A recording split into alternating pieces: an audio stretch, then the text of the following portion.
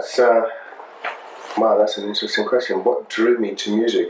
Do you know, I never really thought about it in terms of what drew me to music. It seems more odd to not be drawn to music. It seems, I mean, it's such a kind of fundamental and essential part of who I am that I can't imagine life without it. I can't remember life without music. As my earliest memories, going back to when I was 4. I remember listening to Ken Dodd. I think my foster parents played Ken Dodd. Congratulations and celebrations. Is that Ken Dodd? You're way too young. No, I do. I want the world to know how happy we can be. Dun, dun, dun, dun. I think so. I can't remember life without music. What drew me to it, in terms of it being my profession. Anyone from Marvin Gaye, Stevie Wonder. Stevie Wonder is a big influence. Joni Mitchell, huge influence. They were the people that made me realize what you could do with music, with an album. How you could somehow you could chronicle life through this wonderful medium called an album or a concept album. And so as I got older into my late teens and early 20s, that's I remember being really turned on by the concept of an album, of a concept. So is that like What's Going On and Songs in Key of Life? And Songs in Key of Life. That was a wonderful record. That was a huge, Hotter Than July, believe it or not. That was a big influence. And my favorite album of all time, Stevie Wonder album. Actually, my favorite album of all time, period, is Inner Visions. So that was the one that really had a huge impact. Maybe that was a turning point. Cool. And so I've read that in the 80s was when you first started kind of singing. Yeah, sort of professionally, sort of like in clubs and bars, and you joined a couple of bands. Yeah, I joined this one band called Push. They were kind of like a rare groove, 70s funk band, Tower Power, that kind of thing. And I joined them for a bit and followed. We went to Japan and did some gigs, and I ended up in Asia for the best part of a year. And then I sang when I was in Asia, when I was in Thailand. I sang with a Bangkok blues band, literally singing for my supper. That was fun. It really kind of started in the 80s. And when I came back from Asia in mid-89, then I think I was more focused not on how to kind of achieve what I was aspiring towards, but more focused in what I wanted in life, and realizing the keys to my happiness didn't necessarily lie in quote unquote success, or certainly not commercial success of music. And once I kind of came to that understanding and relaxed in that, I was my destiny was pretty much carved out, I think. Yeah, you just wanted to make great music. Well, I just wanted to be happy. Music is albeit an essential part of it, and a fundamental part of it, but not the key to it all. No, it was more kind of I during this time away, I had more or less come to a realization that happiness was key. And in this case it was through music, but it didn't have to be through music. And I guess I kind of relieved the pressure. So were you putting a lot of pressure on yourself in the 80s? I think we do. Keen to make it. I think we do if we aspire towards anything, but by definition we apply pressure to ourselves to make whatever it is we're aspiring to. And so and that's there's the expression standing in your own way comes to mind. I think that can when you put pressure on yourself, you can create that kind of block, that obstacle, where you can't get out of your own way. You become single-minded and. Yeah. And when you got back to London, was it, when did you realise or think I'm a great singer? Well, I never really thought I was a great singer. I still don't think I'm a great singer. Because I read that you asked your flatmate, like, do you think I'm a great singer, or do you think I can sing well, or something like that? Is that a trick? Is that just bullshit from the press? I can't remember saying that. It may have been true. It may have been true. I can't remember ever asking that. I was never really lacking in confidence. Because for as long as I could remember, every time I opened my mouth to sing, it turned heads. People always said, "Oh, you should be a singer." So I always got that confidence. I always had that confidence and that encouragement from people. So it wasn't really. I never needed to have that validation. No, I never required that kind of validation. I knew I could sing. Singing well is a different thing, but I knew I could hold a tune because, as I mentioned, it always kind of got attention anytime I started singing, and people would always say, "Oh, you should do that professionally." But career-wise, that's a different thing. Can you make it? And even then, I didn't really lack any confidence. I pretty much knew once I made the decision. I was about 23 at the time. Once I made the decision to choose music as a career path, for me it was a question of time. It wasn't really if; it was more when. Yeah, it's great. And it wasn't kind of like an overconfidence or anything like that. When I look back on it, it wasn't anything like that. I just always knew. I knew even from very early on, because I visualized so much when I was a kid. Way back when I was 11, I always visualized a life like this, and to the point where one day it became reality. And so I remember I was doing some coaching in Australia in this one TV show where I got this incredible opportunity to work with artists. And one of the things I used to say to them, because they say, "Well, I want to do this because I just want it so bad, and I want to become, I really want to become successful." And my comments to them was that, well, everyone wants it. Everyone will sit here and tell you they want it really bad, but wanting it and knowing it to be so two different things. And I used to say to them, stop wanting so badly and start knowing more easily. Just know that it is your destiny. If you really believe that, because then you'll just get on with it and get on with the things. Well, you stop trying to make it happen and you start letting it happen. Yeah.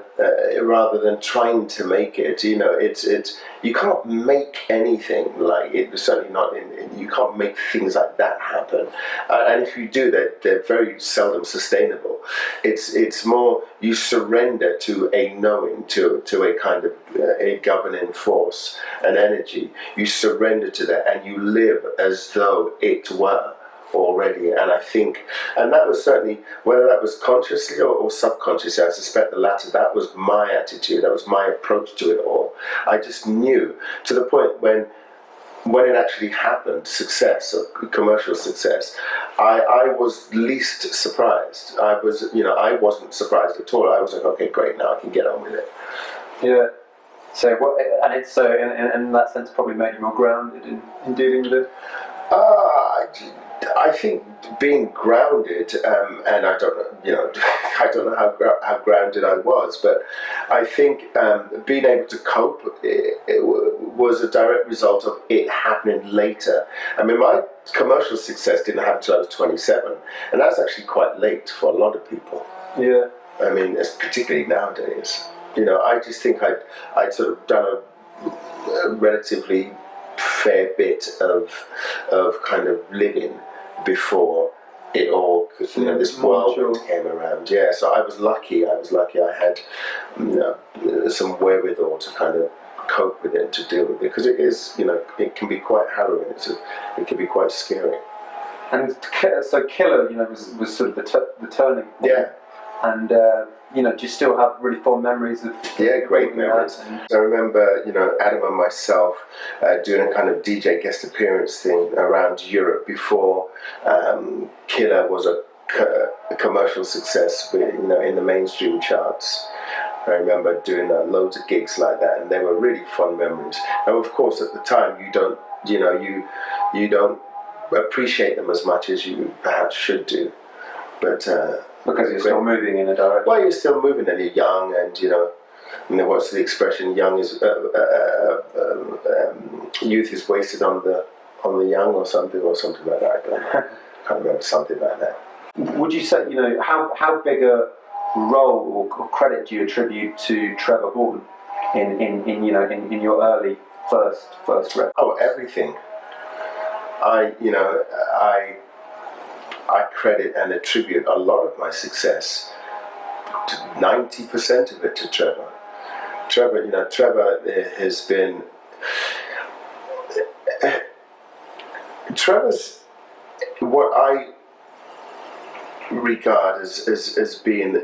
He's a great producer, but a real producer in that he doesn't just do music. He doesn't just produce records or kind of show you where the dots and the check marks are supposed to go. He's somebody who encourages you, who inspires you, who knows when to push you, who knows when to get good things, when you can do better, who knows when not to, who knows what situation to put you in, who understands what it's like for a singer, because he himself is a singer and has had a successful singing career. He's also somebody who was like an older brother, and it still remains that way to me. He's like the elder brother that I never had, and so a lot of my life lessons and experiences have come through Trevor. We've been very close and remain very close till this day for the best part of 30 years now. It's been 30 years. Yeah, it's a wonderful partnership, and it's. I just love him. There isn't anything I wouldn't do for him. He's been. We talk about it all the time. He was around here the other day, and we talk about how much fun we had making those early records. It was awesome. And what are some of your favourite songs from those early records? Obviously they're Show Me, Fast Changes,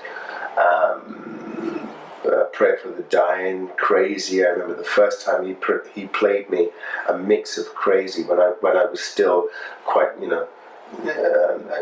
I was quite suspicious of Trevor, because he was the big producer in the High Castle, and you hear all these things about how he was this kind of creative genius, which he is, and he would make he would take what you've done and kind of do his own thing with it, and I quickly realized that wasn't true. He took what you did. It's almost like you gave him a half-finished picture, and he would just make the most illustrious Picasso out of it. But it would be your ideas somehow bigger than you ever dreamt they could be. It blew my mind. I remember the first time Trevor played me a 6-minute mix of Crazy. It blew my mind. It was amazing. He had me. That was it. And that that was a huge single, and obviously Kiss from a Rose. And like when you first released Kiss from a Rose, it wasn't the smash that it later became. How did that feel to sort of like have that second life almost, where it just literally turned into? Well, it taught me a great lesson, that nobody really knows what a hit is. They say they do, but no one really knows until it's a hit. And luck plays a part sometimes in which songs. There's always going to be enough there to have hits. Luck plays a part in it, but as someone famous once said, the more I practice, the luckier I get. Yeah. And so yes, luck had a. But in that, it was Kiss from a Rose, and let's say it could have been another track from the record that. Well, it was never going to be another track from the. Would you just think that was just by far and away the one? Well, I mean, it's not really a question of what I think. I mean, history is proven. Yeah. It's. I mean, I listened to something. Somebody sent me something. With these two nerds, anoraks, like analyzing "Kiss from a Rose," and it was fascinating because I'd never really seen it like that. But they were saying that it was genreless, that it was one of those things that kind of it created its own genre, and it didn't fit into any other thing. It was its own thing. I mean, it was a waltz to begin with. You know, how many waltzes were hit records back in those days? Massive, number one. And so. Yeah. And so it was always going to be that song. You know, if you think back and you go, okay, yes, well, this happened. I mean, I had the great fortune of meeting Joel Schumacher, who put it had amazing foresight to put it in the movie. And then I was managed by Cavallo at the time, Bob Cavallo, who was brilliant, you know, and had just amazing foresight to put forth that song to Joel Schumacher when he asked for a song for the love theme for Batman. And then there was, you know, there was Trevor's genius. You know, he spent hours, as he does with everything, but he meticulously went through that song to kind of make it, turn it into a record. There was my friend, you know, who sadly is no longer with us, Paul Mavromatis. He kept on telling Trevor, you know, Seal's got this Rose song, you should get him to play it to you, because I wouldn't play it to anyone. You know, and so you look at all of those things in isolation, and then you go, okay, it's luck. But then you look at them as a collective, and you realise that pardon? It's the quality of the song, the performance. So without that, there would none of those things. You realise that it was always going to be that it wasn't necessarily that I wrote a great song. It was that a really good song happened to exist. Whether I wrote it or not is irrelevant. I mean, it found its way into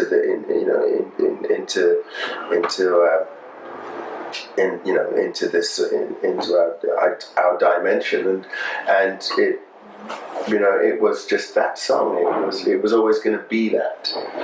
And I mean, it was interesting that you mentioned, you know, that those guys said it was genreless. Because I often think, you know, when studying your back catalogue, I think it is genre. There's certainly lots of genres covered, and it's always given its unique spin.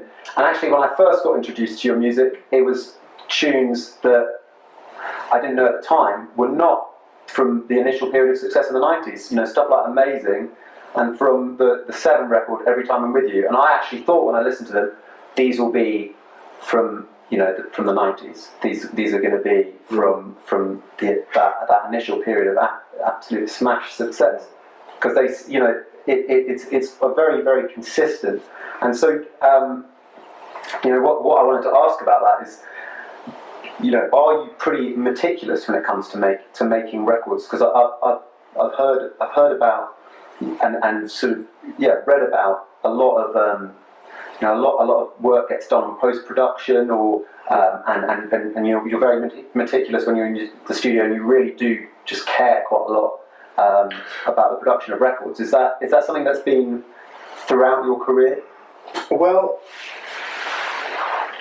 you know, I came to Trevor with a love of music, not necessarily a love of soul music or a love of rock music or a love of, you know, dance music or nothing specific. I just loved really great songs. When Trevor and I met, I was listening to a lot of Crosby, Stills and Nash, and I just loved the way that they could fuse what seemed to be three different songs together to make one song, and I love the fact that there were no rules in that kind of philosophical approach to making music. Where Trevor was brilliant is that he encouraged me. He never shot any of those ideas down, even when he didn't understand them. To him, it was just like, it was a puzzle. You know, I describe Trevor as being kind of, you know, he strikes me as being one of those kids that were really good at doing puzzles. Trevor would look at it and go, okay, I see. Okay, that's the top left edge. That's the top right. That's the bottom left, bottom right. Okay. Okay, that bit, that's the foliage over there. Okay, I'll put that. And that he was always really good at doing that. But sometimes he didn't know how he was going to start to do that. But, when I would come to him with some latest harebrained idea, like Deep Water was one of those songs where I've got this idea, I want to put them all together. And he didn't really understand what I was doing, but he just let me do it. And then he figured it out. He would, and in terms of, being meticulous about making records, again, that came from my time in the studio with Trevor, and when I was talking about my roomie is my dear friend Tim, who we've been friends and we've known each other for 30 years. He's engineered all my records. He worked with Trevor and under Trevor, and we work together today.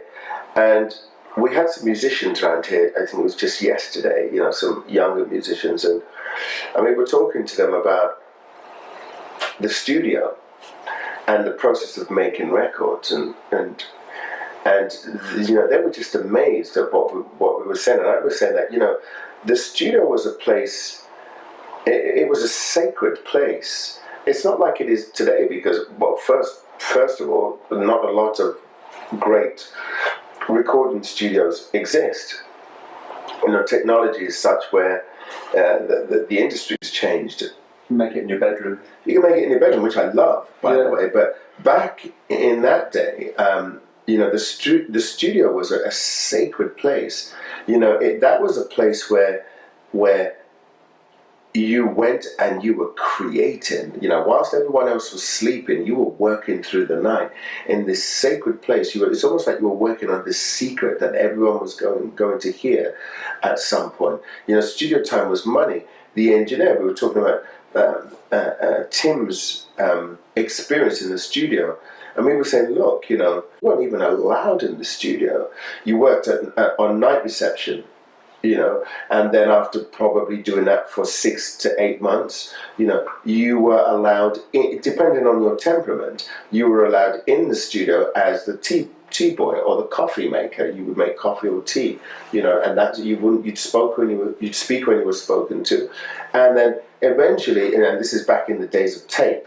This conversation came about because we were looking at we were talking about Bohemian Rhapsody. There was a YouTube video where Brian May was sitting with the engineer, and they brought up the 2-inch of Bohemian Rhapsody, and we're going through the tracks. And we were talking about that, to these kids yesterday. We would say, well, you'd go from night reception to coffee maker, from coffee maker to tape up.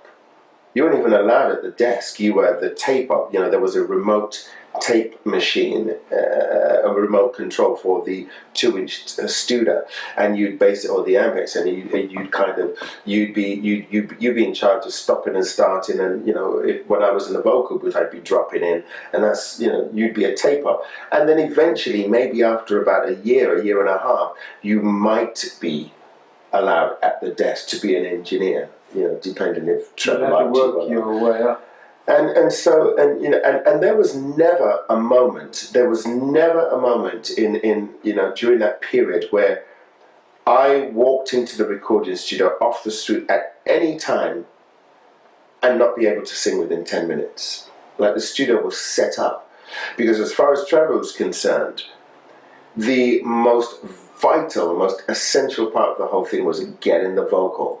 He said, he used to preach that into everyone that worked in the studio. Got to be ready to get the vocal. It's the one thing I can't control. Everything else I can get. I can kind of, the vocal. It's a mood thing. It's a vibe thing. If he wants to sing or if she wants to sing, right, we have got to be ready. Like, I don't want to be wasting time. Yeah. And that was the kind of ethic that existed at Psalm Studios in London, and so that ethic was instilled into me by Trevor. you know, when the studio was a place of, you know, it was a place that you were privileged to be in, and making records in that studio, you made them with the relative care and attention to detail. You know, great records didn't sort of make themselves, or they didn't happen overnight. Even the ones that said, "Oh, we recorded this in, you know, like a month or whatever," or what, yeah, somewhere somebody along the line took a great, Bit of care and time. you know, great amount of like care and detail. And it could have been in the writing process, or It could have been in the arrangement, or they cut it live. Yeah, you know, but somebody has taken a great deal of care and attention to making records that withstand the test of time. Whether it's the engineer, whether it's the producer, someone is doing that. And you're still, you know, singing better than ever. Thank you. What do you do? Do you do anything to take care of your voice? Yeah, I work with a great friend and vocal coach, Rachel Black. She's amazing, and you know, it's like anything else. It's like going to the gym. You still have to kind of watch what you eat, and you have to kind of, you know, you have to work at your instrument, your craft. Cool. Well, it's been an absolute pleasure talking to you, Seal. And Well, thank you. yeah, Yes, thanks for these likewise, Tom. great, insightful answers.